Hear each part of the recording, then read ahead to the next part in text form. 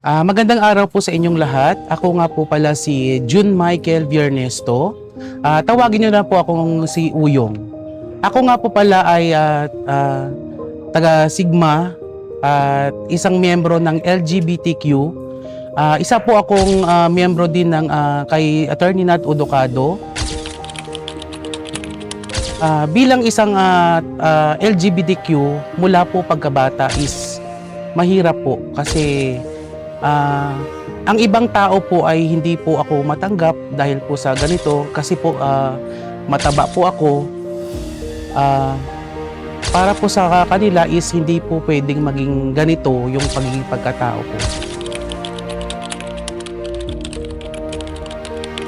Base po sa akin, natakot po ako na ipakilala yung sarili ko kasi mismo yung family ko, hindi ko po alam kung alam nila na kung ano at kung sino po ako. At saka sa ngayon po, para po sa akin, hindi po alam ni Papa na ganito po ako. Kaya mahirap po na sabihin, mahirap pong itago kung ano yung nararamdaman ko na pwede kong sabihin para sa kanila, pero hanggang ngayon takot pa rin po ako. Napabilang po ako sa Kung Tulong kung saan po yung pinsan ko po yung tumawag sa akin na maging isang miyembro ng kay Kung Tulong. Kasi para po sa akin, dati na po akong tumutulong sa tao. Ang pinakamakabuluhang karanasan ko bilang isang volunteer ay yung tumulong sa mga tao. Kahit nasa simpleng pandikaldo lang o pagbibigay ng tinapay is maganda sa pakiramdam.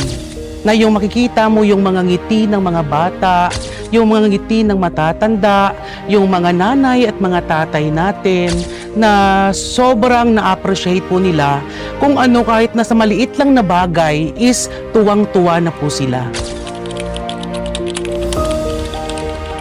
Ang Pride Month para sa amin is para kilalanin, suportahan at ipaglaban ang karapatan namin bilang isang miyembro ng LGBTQ community.